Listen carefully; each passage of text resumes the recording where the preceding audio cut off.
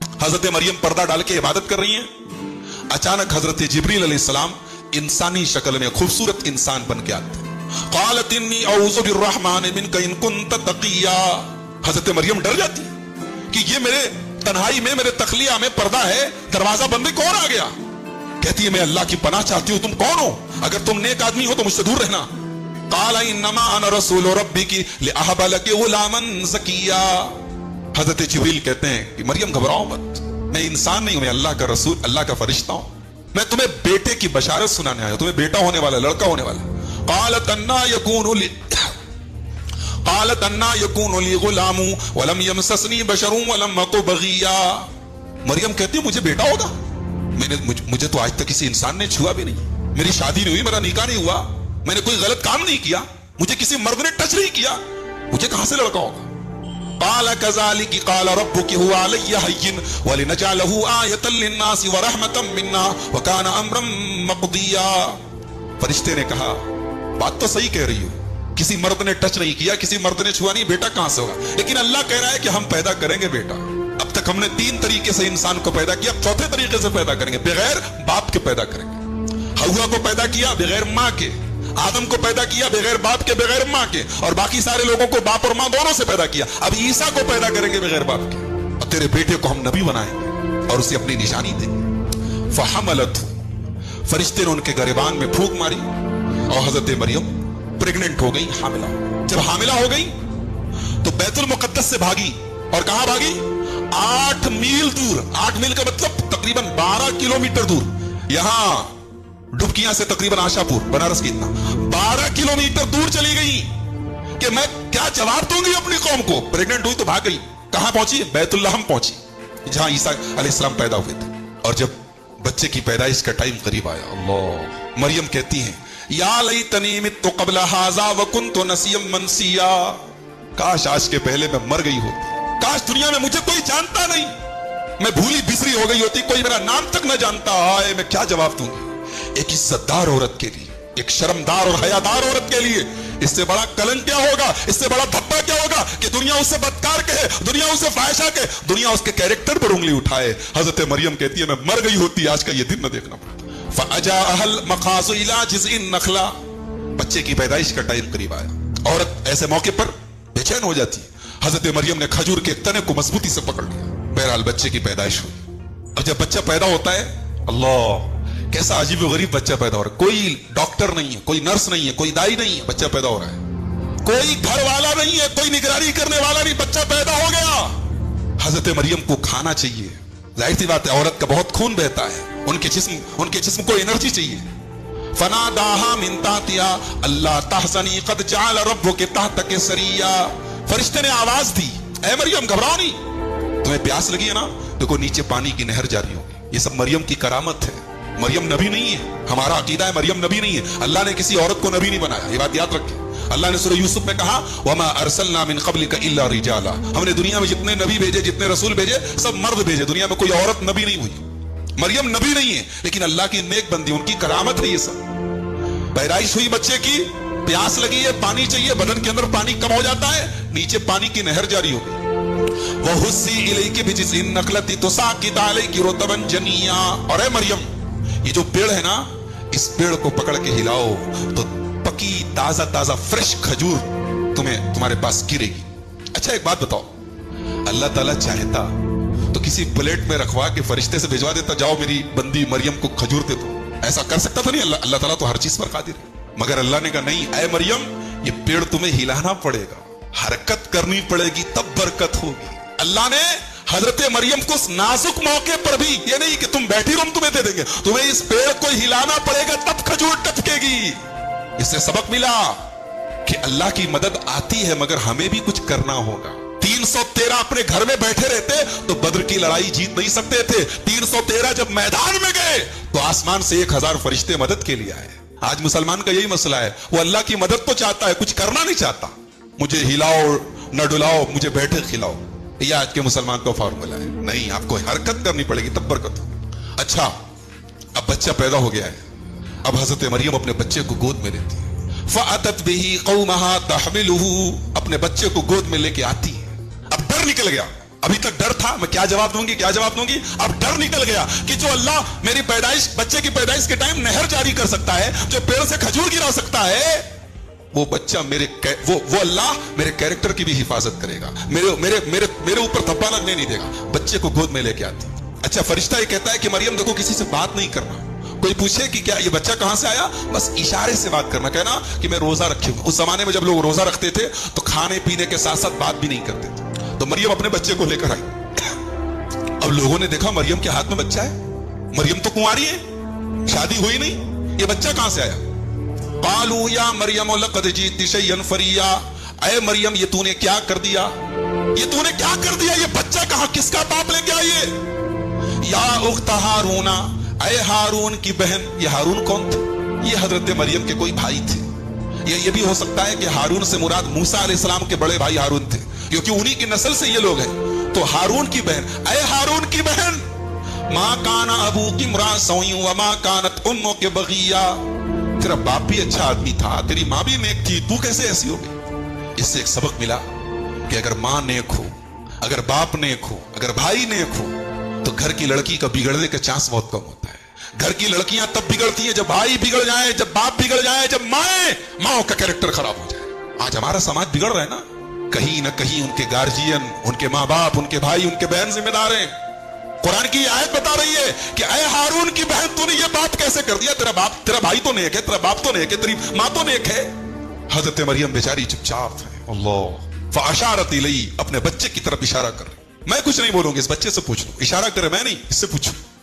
कालू कैफा नुकल्लिमु मन कान फिल महद सबिया, कौम के लोगों ने कहा कि मरियम क्या मजाक करती हो, दूध पीते बच्चे से हम बात करेंगे, तुम अपने पाप पर पर्दा डालने के लिए बच्चे को मोहरा बना रही हो, बच्चे से बात करेगा, बच्चा बोलेगा।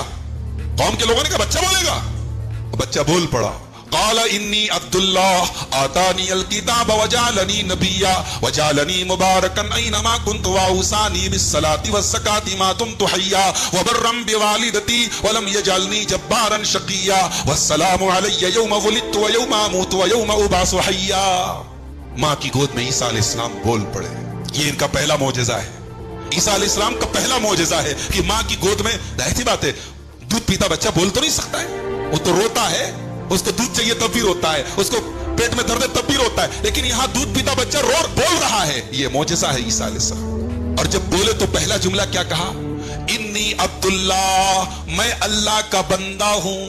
आज दुनिया में कई करोड़ लोग हैं जो अपने आप को ईसाई कहते हैं, जो अपने आप को क्रिश्चियन कहते हैं, जो कहते हैं कि हम ईसा अलैहिस्सलाम के मानने वाले। मगर सोचो कि जिस नबी को मानने का दावा करते हैं, उस नबी की जुबान से जो पहला लफ्ज निकला है उसी का इनकार करते हैं। ईसा ने क्या कहा, इन्नी अब्दुल्लाह, मैं अल्लाह का बंदा हूं। और वो क्या कहते हैं, ईसा अल्लाह के बेटे हैं। उनके पैगंबर की जुबान से जो पहला जुमला निकला उसी का इनकार करती है उनकी कौम। ये ईसाई उसी का इनकार करते हैं जो उनकी जुबान से पहला जुमला निकला है। कहा मैं अल्लाह का बंदा हूं। आतानी अल किताब, अल्लाह ने मुझे किताब यानी इंजील अता की है। वजालनी नबिया, अल्लाह ने मुझे अपना नबी बनाया है। वजालनी मुबारका, और अल्लाह ने मुझे बरकत वाला बनाया है।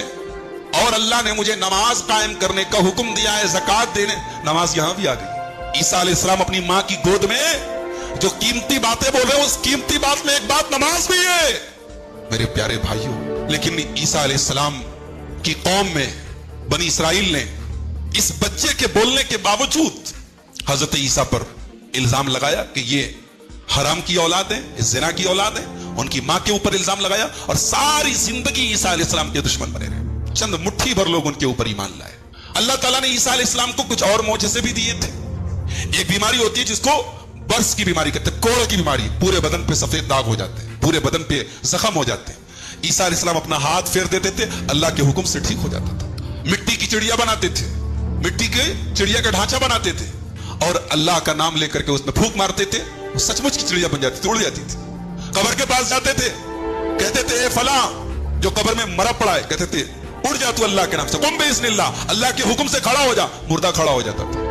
ये मौजज़े दिए अल्लाह ताला ने अपने इस पैगंबर को, हज़रत ईसा अलैहिस्सलाम। मगर ईसा अलैहिस्सलाम के ऊपर ईमान लाना तो दूर की बात है, उनका मर्डर करने की प्लानिंग की गई। बादशाह को बताया गया कि ऐ बादशाह सलामत, ये ईसा मसीह तेरी बादशाहत को खत्म करना चाहता है, उसको कत्ल कर दे।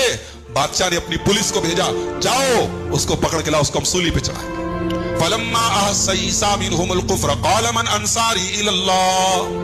जब ईसा अलैहिस्सलाम को महसूस हो गया कि अब मेरी कौम के लोग मुझे खत्म कर देंगे, तो ईसा अलैहिस्सलाम ने पूछा, मन अंसारी इलल्लाह, कौन है मेरा अंसारी, कौन है मेरा मददगार?